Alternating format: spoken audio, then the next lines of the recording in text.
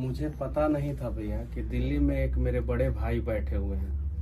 हम तो भाजपा सरकार से भी अनेकों सवाल किए हैं, बहुत सारा वीडियो बनाए हैं, सवाल किए हैं। कभी भाजपा वालों ने मेरा गर्दन दबाने का प्रयास नहीं किया। आपने जो किया मैं सदा जीवन भर ऋणी रहूंगा। एक मिठाई मैं अपने हाथ से आपको खिलाना चाहता हूँ। आप इतना तकलीफ झेल के आए हैं,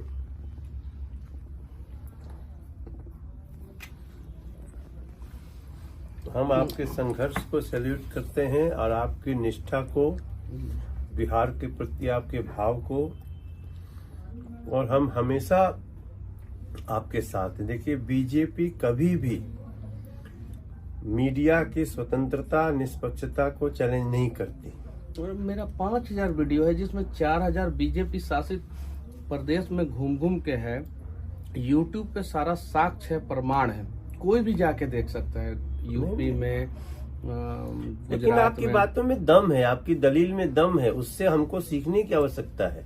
अगर कोई आदमी, हमारे प्रधानमंत्री जी क्या कहते हैं, आप आवाज उठाइए, हम उसको उसके तथ्यों के अनुसार हम उसको एक्सेप्ट करने को तैयार हैं, सोल्व करने को तैयार हैं। तो हम तो, लेकिन जिन लोगों ने, जिनको गलत ही करना है, उनको आपकी बात बुरी लगी, कोई फर्क नहीं पड़ता। मैं आपको जो है अपने घर पे बुलाना चाहता हूँ। मैं आ रहा हूँ, मैं आऊंगा। घर दिखाना चाहता हूँ जिस घर का, मेरा घर का कुर्की हुआ। अच्छा, जो कुर्की हुआ था, कुर्की हुआ 9 महीना बाद जो है एनएस से मेरे ऊपर से हटा दिया गया। मेरा तो 9 महीना बर्बाद हो गया। कोर्ट ने कह दिया कि नहीं, एनएस से इनके ऊपर जो है गलत तरीके से लगाया गया। अगर एनएस से नहीं लगा होता तो मेरा 9 महीना बचता।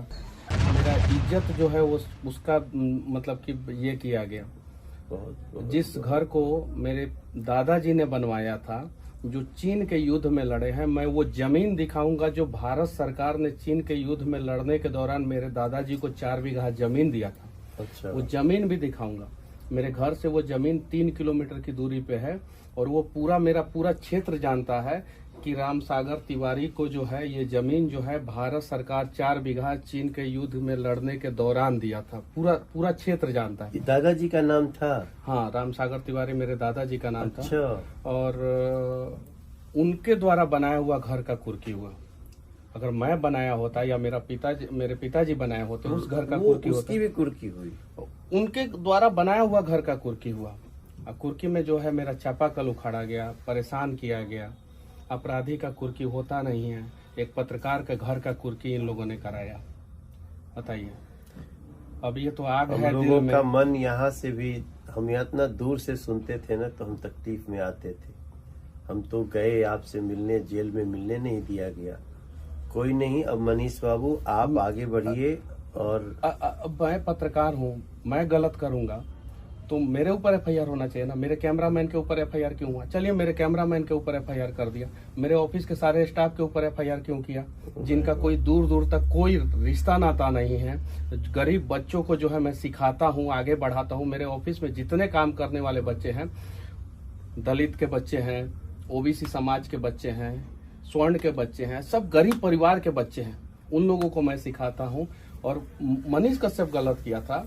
अगर मान लीजिए कि किसी भी चैनल का कोई रिपोर्टर से किसी कारणवश गलती हो जाता, अगर मैं अपनी गलती को मानता भी हूं सरकार के नजर के हिसाब से, तो क्या सारा कंपनी के स्टाफ के ऊपर एफआईआर कर दिया जाएगा? मेरे सारे स्टाफ के ऊपर एफआईआर किया गया और मेरे खिलाफ सबूत भी प्रशासन सरकार के दबाव में पेश करने का प्रयास करेगा, लेकिन कुछ नहीं इन लोगों को मिलेगा। मैं 4 जनवरी को आपके गाँव आता हूँ। एक बार आएंगे 4 जनवरी में गाँव आए और देखिए कि मतलब कि किस स्थिति में हम लोग रहते थे और कैसे हम लोग घर का कुर्की हुआ।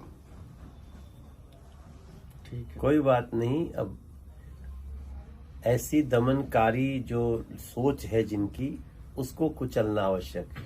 आगे जो है, आप जैसे लोगों को कोई इस तरह से फंसा करके, जो भी हो, आपको किसी जिन जिन जगहों पे अपने संस्मरण बताइए और उसको, जिन्होंने जो किया है उसको सजा मिलनी चाहिए। ये लोकतंत्र है भैया। दमन करने वालों को सजा नहीं मिलेगी तो हम जवाब क्या देंगे किसी को? 15 केस में बेल लिया मैं। 15 केस में? 15 केस में 11 केस जो है एक बार में किया गया मेरे ऊपर, 6 तमिलनाडु में, 4 बिहार में और 1 NSA, 11 केस एक बार में, एक वीडियो की वजह से। और वो वीडियो मैंने नहीं बनाया था, जिस आदमी ने बनाया था उससे दूर दूर तक मेरा कोई संबंध नहीं, ना कॉल डिटेल्स, ना कुछ मैच नहीं किया। किसी आदमी ने बनाया, उसके वजह से मेरे ऊपर।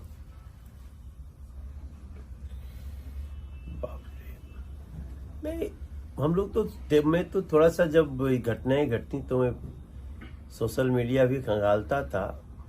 देश का युवा, ऐसे सब सच्चे लोग आपके साथ हैं, साथ थे, साथ हैं और साथ रहेंगे। हम आपके गांव आएंगे। चलिए एक बार आएंगे, 4 जनवरी को हम आ रहे हैं आपके गांव। आके आपके उस घर को देखेंगे, गांव के लोगों से मिलेंगे।